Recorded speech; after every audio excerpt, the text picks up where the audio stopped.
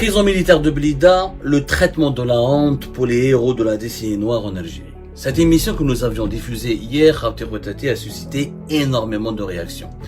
Beaucoup de nos abonnés, des membres de notre communauté à travers le pays, y compris au sein de la diaspora algérienne et répartis à travers le monde entier, ont réagi vivement à cette émission qui a suscité beaucoup d'émotions et nos révélations sur l'enfer de la prison militaire de Blida, sur les traitements inhumains, voire les violations des droits de l'homme dont sont victimes les militaires emprisonnés à la prison militaire de Blida, ont scandalisé beaucoup d'entre vous à juste titre, et beaucoup d'entre vous même nous ont posé des questions, nous ont demandé des informations complémentaires, et certains nous ont même reproché d'avoir défendu des militaires, considérant que les militaires sont les coupables et les premiers responsables du malheur de l'Algérie. Je vais répondre à toutes vos questions aujourd'hui, mais avant, j'ai un autre scoop à partager avec vous, une autre révélation importante à partager avec vous. Nous avons pu confirmer au cours de nos investigations qu'il y a aujourd'hui 620 officiers supérieurs de l'armée nationale et populaire, de l'armée algérienne qui sont emprisonnés. 620 officiers supérieurs de l'armée nationale et populaire qui sont emprisonnés en Algérie depuis la crise politique de 2019. Prison militaire de Blida, le traitement de la honte pour les héros de la décennie noire en Algérie. Cette émission que nous avions diffusée hier a suscité énormément de réactions. Beaucoup de nos abonnés, des membres de notre communauté à travers le pays, y compris au sein de la diaspora algérienne et répartis à travers le monde entier, ont réagi vivement à cette émission qui a suscité beaucoup d'émotions et nos révélations sur l'enfer de la prison militaire de Blida, sur les traitements inhumains, voire les violations des droits de l'homme dont sont victimes les militaires emprisonnés à la prison militaire de Blida, ont scandalisé beaucoup d'entre vous à juste titre, et beaucoup d'entre vous même nous ont posé des questions, nous ont demandé des informations complémentaires, et certains nous ont même reproché d'avoir défendu des militaires, considérant que les militaires sont les coupables et les premiers responsables du malheur de l'Algérie. Je vais répondre à toutes vos questions aujourd'hui, mais avant, j'ai un autre scoop à partager avec vous, une autre révélation importante à partager avec vous.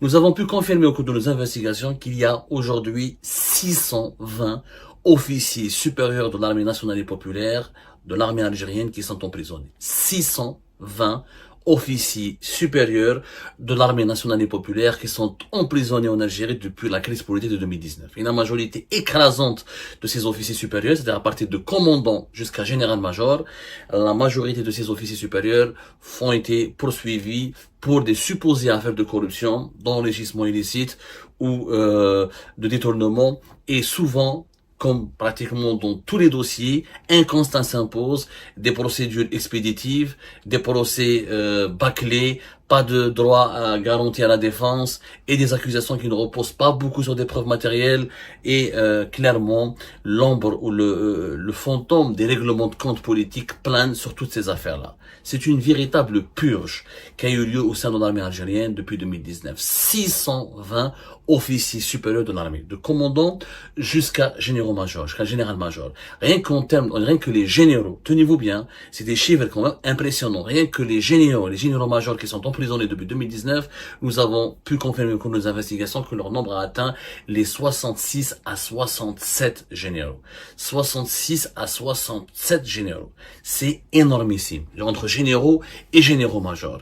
Ça veut dire que les membres d'un haut commandement entier, les membres d'un haut commandement d'une armée entière ont été emprisonnés, ont incarcérés. C'est tout simplement plus qu'inédit. La gravité de cette affaire nous a incité à nous intéresser à ce dossier. Il n'est pas normal, quand on est un journaliste sérieux, de ne pas parler de cette affaire. Il n'est pas normal. On ne peut pas s'intéresser, défendre l'intérêt général de l'Algérie et rester insensible ou indifférent face à de telles révélations, face à de telles informations. 620 officiers supérieurs de l'armée nationale et populaire, c'est quand même pas n'importe quoi. 620 officiers supérieurs de l'armée emprisonnés, ça veut dire que cette armée elle est complètement corrompue, et je ne le pense pas. Et moi, je lutte contre ce fantasme, cette spéculation. Tous les généraux ne sont pas tous corrompus.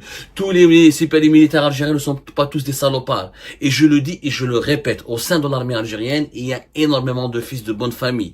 Il y a énormément d'officiers sincères, de hauts gradés patriotes, qui ont sacrifié leur vie, qui ont risqué leur vie pour défendre le pays. Et c'est documenté durant la décennie noire. Effectivement, les militaires aujourd'hui qui sont maltraités à la prison militaire de Blida, pas d'infirmerie, pas de médecins, pas de médicaments, pas des soins dignes de ce nom, pas une nourriture conforme aux normes alimentaires au strict minimum au niveau des normes sanitaires, les conditions dans l'isolement, les conditions dans l'emprisonnement, les mauvais traitements, les maltraitances. C'est indigne puisque ces militaires sont beaucoup plus maltraités que les terroristes, égorgeurs et tueurs de plusieurs milliers d'Algériens et d'Algériens durant la décennie noire, qui eux sont beaucoup mieux, qui eux sont traités de façon beaucoup plus clémente et beaucoup plus humaine dans les prisons civiles.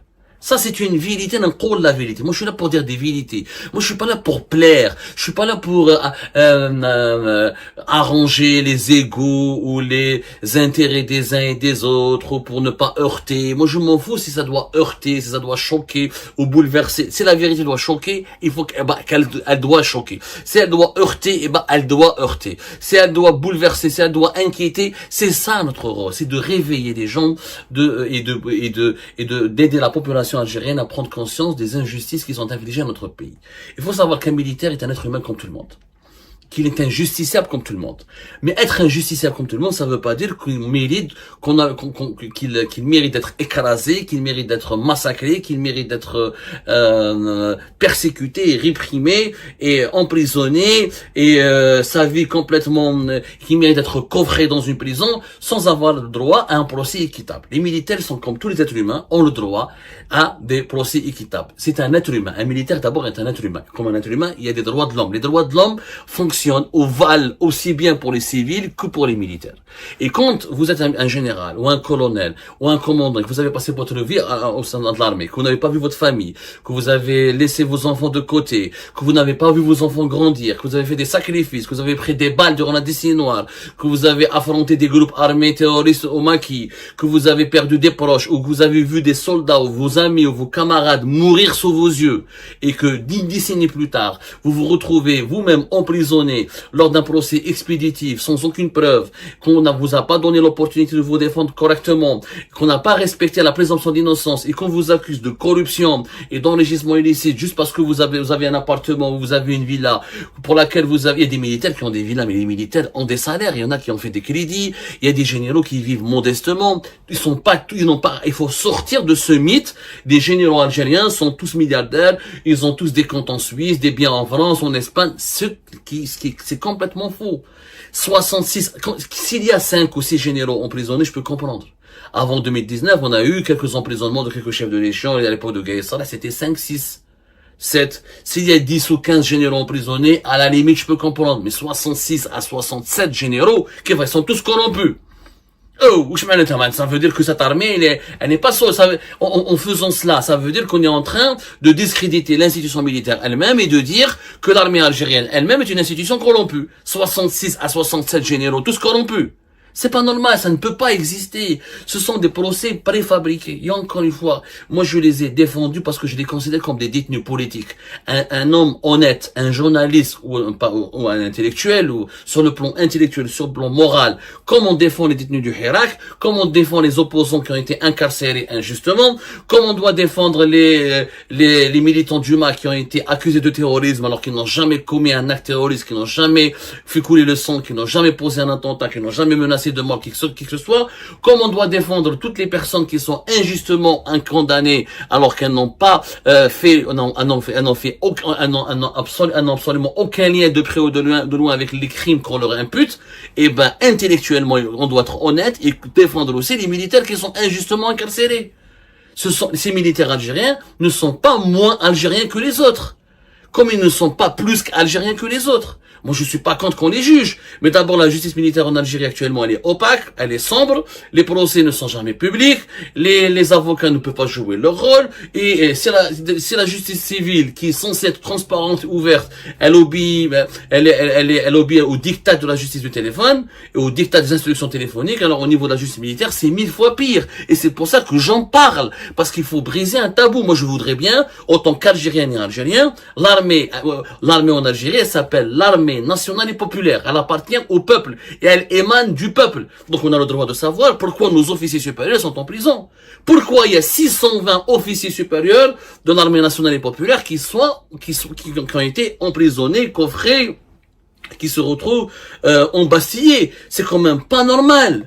On peut pas dire que c'est normal cette solution. Comment une armée qui possède, qui est la colonne vertébrale du pays, et qui a le plus grand budget du pays, et qui est un symbole du pays, de sa souveraineté, qui est l'institution qui garantit la sécurité nationale, qui doit protéger la sécurité nationale, comment elle peut se retrouver aujourd'hui broyée par des scandales politico-judiciaires dont on ne comprend rien. D'abord, c'est l'exigence de vérité. Et encore une fois, il y a des militaires, j'ai vu des cas, j'ai vu des dossiers, j'ai étudié des dossiers précis de plusieurs officiers, il n'y a pas de preuve de corruption. Il y a des enfants, des généraux qui ont travaillé, qui ont construit avec leur père des villas, etc. Avoir une villa, ce n'est pas une preuve de corruption en soi. Avoir un appartement, ce n'est pas une preuve de corruption en soi. Il y a des généraux qui ont économisé 30 ans, 40 ans pour construire leur appartement, pour offrir un patrimoine à leurs enfants. Ce n'est pas un mal en soi. Ce n'est pas un mal en soi. Avoir de l'argent, ce n'est pas une preuve de corruption. La corruption, c'est gagner illicitement et illégalement cet argent. C'est de détourner de l'argent public d'une caisse, d'une institution pour utiliser cet argent pour des besoins privés. Il faut revenir à des notions de base. En Algérie, on doit vraiment revenir à des notions de base. Et encore, pour la stabilité de notre pays, pour son avenir et pour préserver sa sécurité, on doit comprendre ce qui se passe au sein de l'armée. Il y a 620 officiers supérieurs en prison, 67 à 68. C'est complètement anormal, c'est choquant, c'est effrayant. Ça veut dire que cette armée, elle n'est pas solide de l'intérieur, elle n'est pas unie de l'intérieur. C'est qu'il n'y a pas de cohésion de l'intérieur. Donc demain, si on est attaqué par l'ennemi extérieur, si tous nos généraux sont aussi corrompus qu'on essaie de nous le faire croire, s'ils sont tous des traîtres, parce qu'il y a certains dossiers c'était haute trahison, d'autres dossiers c'est d'espionnage, d'autres dossiers c'est beaucoup plus grave, c'est des simples infractions disciplinaires. Mais si nous avons une armée aussi indisciplinée, aussi maladroite, aussi corrompue, donc on est en droit de se demander qui nous protégera, qui va protéger l'Algérie. Pourtant, ce sont ces militaires que nous avons emprisonnés, qui ont été emprisonnés. Ce sont les mêmes qui ont défendu le pays contre les groupes armés terroristes des années 90.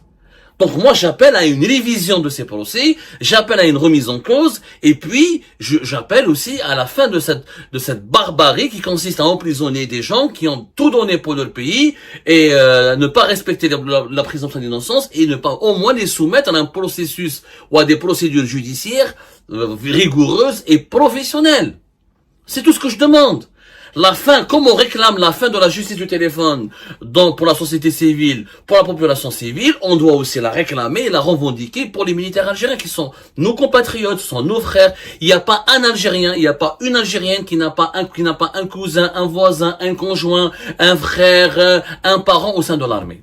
L'armée, c'est la première institution qui recrute le plus de monde en Algérie. Plus que son entraque, c'est 200 000 travailleurs. L'armée, c'est plus de 500 000 personnes qui travaillent pour l'armée. En direct et indirectement. Plus de 500 000 personnes, voire même 600 000 personnes.